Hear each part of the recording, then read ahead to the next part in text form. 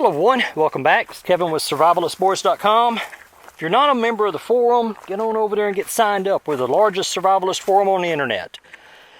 A while back I wrote an article for All Outdoor talking about farm equipment, or topic of the article was what you may find on a farm post-collapse. Like let's say there's some type of nuclear war, viral plague, something that, like in the Black Death of 1348 to 1350, that wipes out a third of the population. What could you possibly find if you were able to bug out to a rural area, make it through the plague, then you came back to society, you'll walk into some rural area and find farm equipment, or find a farm. What could you expect? And one of the persons posted on a reply that, well, he was kind of condescending in his attitude, that I'd like to know about farm equipment. This doesn't do me any good. I like to know how to do this, and I like to know how to do that. And I'm saying, that's okay. That's a good suggestion. So that's what we're doing. And is that while I'm out here bush hogging, doing a little bush hogging on the farm, still looking at putting a fence down through here. We started this project in 2016 about putting a fence down through here and putting some goats and stuff in here. And I'm still working on that, guys. It's just kind of been put to the back burner. I got some other stuff going on. But now that fall is here we are, October 2017, cool weather's coming in, and these Texas summers are brutal. I'm talking bad. So I put the fence off a little while so it'd be more comfortable to work on. So while I was out here bush hogging, I figured this would be a good time to talk about tractors and brush hogs, also called bush hogs. So let's say you get out of your bug out location. You're in a rural, I'm talking national forest, you're off on a river or off on a lake somewhere, wherever your remote bug out location is. You walk back, you run into a farm. The fields are all overgrown. Find some seeds. You want to get a garden going. You want to get some stuff planted. So what do you do? All right, this one thing is clear cut the field. You want to bush hog the field, and the grass is 5 feet tall, as high as a tractor. You want to get that all cut out so then you can start working the ground. Basic things. First is safety. It's never pull anything with a tractor. Tractors, oh man, that's good and strong, it'll pull. See that roll bar? See that roll bar going up there? That's to keep you from turning this tractor over on yourself.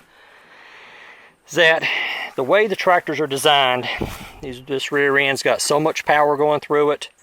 You hook a chain from the back of the tractor, go into a stump or something. Man, I'm just going to pull that stump out. What this tractor will do is that tractor will lift right up, turn over right on top of you and kill you. That's all there is to it. Don't argue. Well, Kevin, if I do this or that, or you got the road. Don't argue. Don't argue. That's all there is to it. Do not try to pull anything heavy like a log. Not a log, but a stump. If you've got a stump, burn it out. Never, ever, ever, ever pull anything with a tractor like that. That's all there is to it. Now, if you're going to pull a truck to pull start it, yeah, okay, something like that. That front end starts to come up, that's danger zone.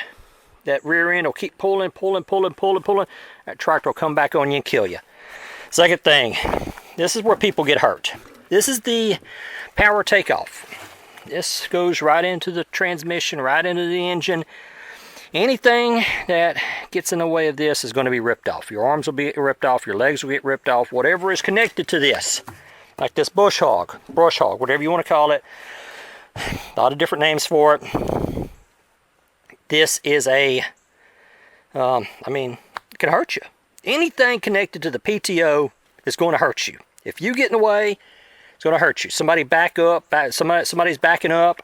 They push the clutch in. All right, go ahead and hook it up. You up here, you've got this. The way to undo this is you push that in right there. Push that spring-loaded pin in like that. Then this slides off. And while man, you're back here, you're hooking up. The person's foot slips off the clutch. Your hand's caught. Before you know it, your hand's ripped off or your arm's ripped off. Very, very dangerous, guys. Hooking anything up, back the tractor up, kill it, turn it off, leave it in gear so the gears are holding the transmission's holding it in place. Do your work. Next thing is to take this off. Let's say you Tractor doesn't have anything to it. You get to this rule form and you want to take and put the bush hog on there. It's just as simple as these pins right here. Just flip them pins up. It's got some tension on it. Just like that. Pull that out. Hit that out with a hammer. Comes off. Same thing here. Pull that pin off.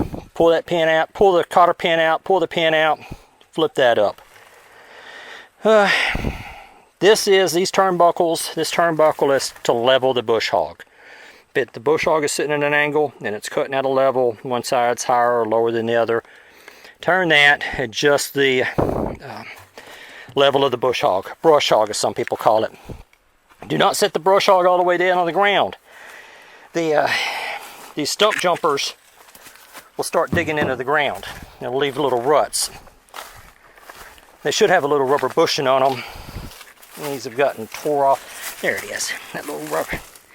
Some of them have a little rubber bushing on them or something. These are long gone. What else? Oil, heavy gear lube in the gearbox, like 30 weight gear lube, like what you'd put in, heavier than what you'd put in the back end of a car. It's just simple U-joints, grease them up. You've got a pin right here that will sometimes work its way out. I've had to replace that pin a couple of times. It'll come out, and it's a roll pin.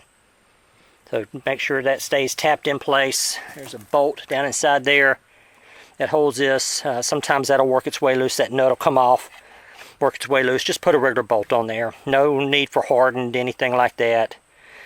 There's pins. Hang on just a second. Let me put this bush hog up and we'll take a look up underneath the bottom of it. Alright guys, this is what the bottom of the bush hog looks like. It's just got I've got some ball bar on there. Oh, okay. Gotta get a pair of bolt cutters and get that cut out. It's not real bad, but these are supposed to, see how that bends like that? These are just supposed to sit on there and kind of freewheel. They're not supposed to be locked in place, because whenever you hit a stump or something, that's what allows it to give. And sometimes these pins will break. You got to have a breaking point. Sometimes these pins right here, these big pins will break, or it's what the bolt is for. That bolt will break before the gears in the gearbox will break. Alright, so let's get up here and look at the tractor. Does not matter how old the tractor is. Doesn't matter whether it's a Massey, a Ford, a Kubota, John Deere. Doesn't matter.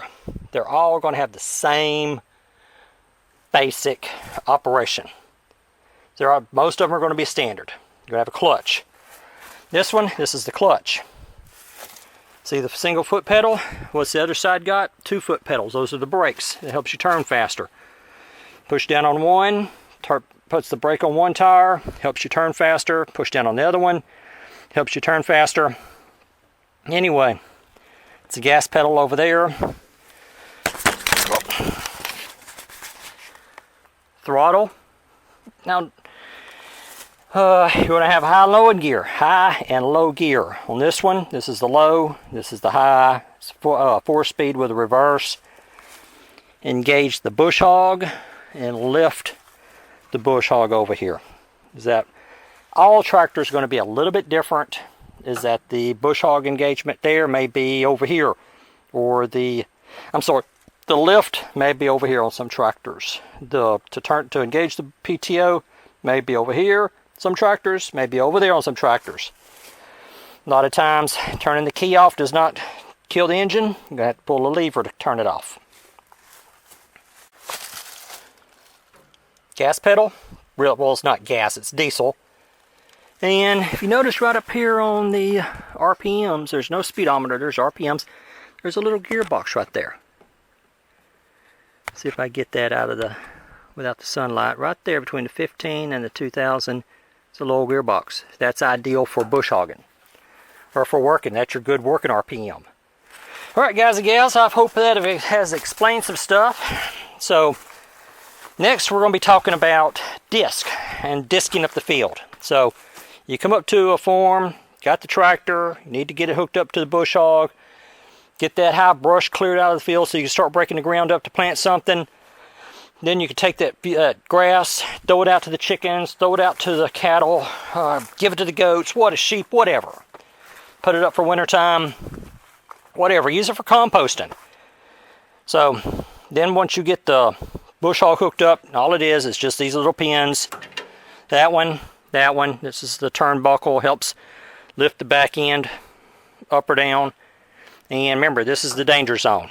Anything hooked up to that PTO is a danger zone. That will rip your legs off, your arms off, fingers, hands, it doesn't care. All it takes is you hooking something up and your buddy foot slip off the clutch and you've lost a hand.